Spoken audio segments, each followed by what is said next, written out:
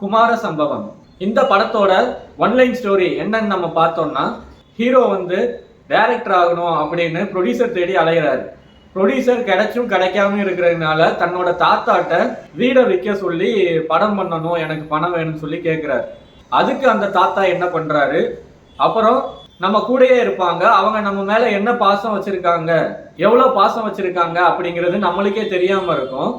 அத உயிரோட இருக்கும்போது எல்லாரையும் நல்லபடியா பாத்துக்கணும் அப்படிங்கிறத இந்த படத்துல ரொம்ப காமெடியாவே ரொம்ப அருமையா கொண்டு போய் சொல்லியிருக்காங்க. இப்ப இந்த படத்தை டீடைல்ஸா பார்க்கலாம்.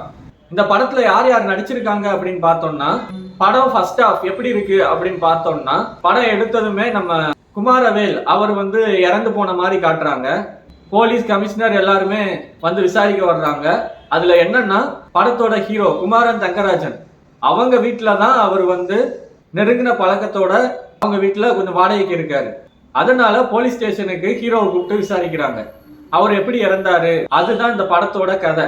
அவர் எப்படி இறந்தாரு அதை வந்து கண்டுபிடிக்கணும். அவர் வந்து ஒரு போராளி. குமாரவேல் வந்து மக்களுக்காக எங்கெல்லாம் தப்பு நடக்குதோ அங்கெல்லாம் போய் சட்டம் பேசி அதுக்கு நீதியை வாங்கி தரக்கூடிய ஆளு. அப்படி இருக்கும்போது அவருக்கு யாரெல்லாம் பகையாளியா இருக்கா, அவரை யார் கொண்டிருப்பா அப்படின்னு இப்ப ஹீரோ வந்து கண்டுபிடிச்சுதான் ஆகணும். இதுதான் ஃபர்ஸ்ட் ஹாஃப். அங்கங்க காமெடியா வச்சு கொண்டு போயிருக்காங்க. ஆனா செகண்ட் ஹாஃப் இன்டர்வலுக்கு அப்புறம் படம் எப்படி இருக்கு அப்படின்னு பார்த்தோம்னா, நிறைய காமெடி. பாலசரவனோட கவுண்டர் வந்து அங்கங்க நிறைய பேரை சிரிக்க வைக்குது. அதுக்கு மேல நம்ம படத்தோட ஹீரோ குமாரன் தங்கராஜன் அவரோட கமெண்ட்ஸ், அவரோட ஆக்டிங், அவரோட காமெடி ஸ்கில்ஸ் எல்லாமே பயங்கரமா ஒர்க் அவுட் ஆயிருக்கு. இன்டர்வலுக்கு அப்புறம் நம்மளை கொஞ்சம் கூட நகர விடாம சிரிப்புலயே உட்கார வைக்கிறாங்கன்னே சொல்லி ஆகணும். அப்புறமா ஹீரோ வந்து அவரை யாரு கொண்டிருப்பாங்க அப்படின்னு, யார் யாருக்கெல்லாம் இவர் வந்து போராடினாரு அப்படின்னு வில்லன்களை தேடி கண்டுபிடிச்சு போறாரு.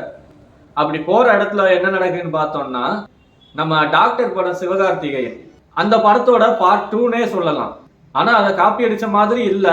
ஸ்கிரீன் பிளே எல்லாமே அற்புதமா சூப்பரா பண்ணியிருக்காங்க. ஃபைனலா ஓவராலா படம் எப்படி இருக்கு அப்படின்னு பார்த்தோம்னா, ஹீரோ தான் ஒரு மிகப்பெரிய ட்விஸ்ட் ஒன்று வச்சிருக்காரு. அந்த ட்விஸ்ட்டை நம்ம பார்க்கும்போது பயங்கரமா சிரிக்கிறோம். அப்புறமா படம் எப்படி ஃபுல்லா காமெடியா இருக்கு, அந்த ட்விஸ்ட் என்ன, இப்படி நிறைய விஷயத்த நீங்க தெரிஞ்சுக்கணும்னா கண்டிப்பா இந்த படத்தை பாருங்க. ஹீரோவான குமாரன் தங்கராஜனுக்கு இந்த படத்தின் மூலியமா நிறைய படங்கள் வாய்ப்புகள் வரும் அப்படின்னு நினைக்கிறோம். ஏன்னா அவர் அந்த அளவுக்கு தன்னோட நடிப்பு திறமையை கொடுத்திருந்தாரு. கண்டிப்பா குடும்பத்தோட இந்த படத்தை பார்த்து நல்லா சிரிச்சு என்ஜாய் பண்ணுங்க. இதோட நான் அடுத்த ரிவ்யூல சந்திக்கிறேன். நன்றி, வணக்கம்.